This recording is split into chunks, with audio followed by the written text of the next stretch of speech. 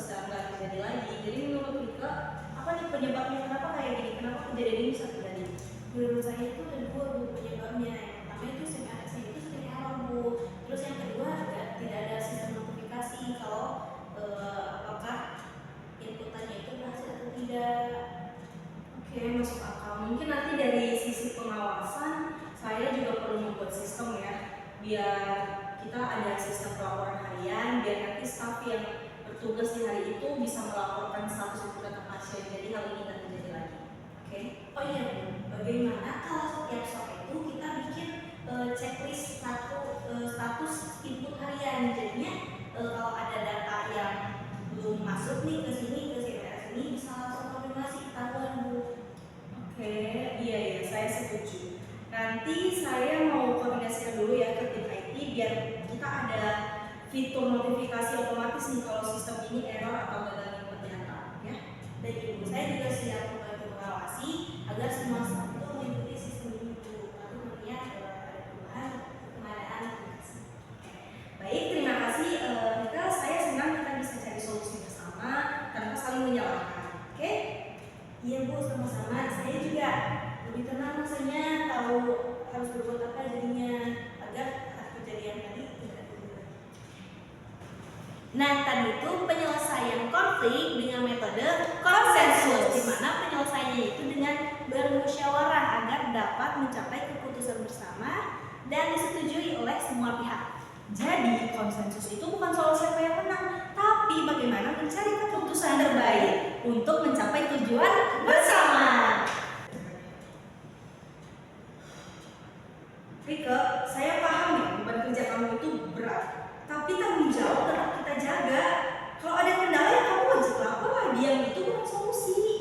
Saya ngerti Bu, saya juga ingin jujur, tapi saya sering merasa kalau melapor itu justru malah menganggap saya tidak kompeten Bu. Saya jadinya pusing, jadi saya coba selesaikan aja sendiri Bu.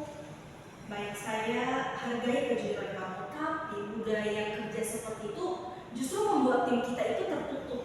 Jadi saya itu ingin semua staff itu termasuk kamu berani berbicara. Kalau ada masalah jangan takut untuk dikritik, oke? Ya Bu, saya juga ingin suasana kerjanya lebih terbuka Bu. Kadang juga saya takut Bu salah dalam mengambil langkah karena ya tidak ada panduannya jelas Bu dalam sistem yang besar ini. Oke, baik. Mulai sekarang kalau sistem error atau ada kendala input, kamu langsung laporkan ya. Biar ini saya laporin aja di grup atau datengin saya langsung atau di grup divisi kan ada. Nanti saya juga akan koordinasi nih dengan tim-tim IT untuk menindaklanjuti sistem yang error seperti ini ya. Ya baik Ibu, saya juga akan buat catatan harian supaya nanti saya bisa pantau gitu Ibu, pantau sendiri data itu sudah tersimpan atau belum. Baik, saya tidak ingin menyalahkan siapa-siapa, saya juga tidak ingin menyalahkan kamu, tapi saya ingin semua kejadian ini jadi pembelajaran. Jadi lebih baik kita itu menghadapi masalah yang secara terbuka daripada dibiarkan seperti ini ya. Baik Ibu, terima kasih ya Bu. Saya merasa lebih lega rasanya setelah bicara kayak ini. Saya janji akan membuka lagi. Nah teman-teman, ada yang tahu nggak metode penyelesaian di video yang tadi? Benar sekali, itu adalah metode konfrontasi di mana penyelesaian masalahnya itu diselesaikan secara langsung dan terbuka dengan mengutarakan pendapat yang jujur tanpa menghindari konflik.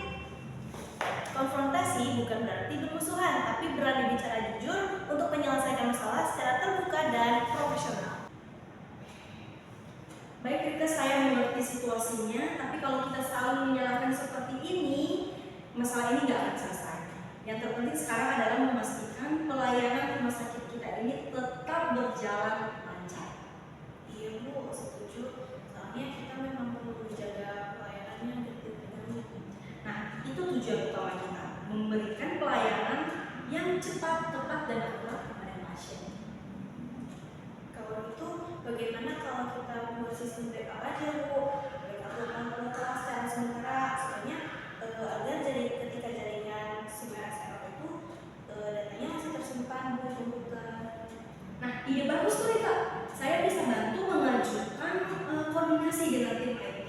Jadi solusi itu tuh bisa langsung diterapkan. Saya juga bisa membuat pengharian Bu untuk memastikan agar semua data pasiennya itu sudah diinput, tidak terjadi kesalahan yang sama. Oke, baik Rita, saya akan pastikan pembagian tugas lebih merata supaya nggak ada lagi staf yang kewalahan saat ada yang cuti. Jadi kejadian-kejadian ini tidak akan terulang kembali.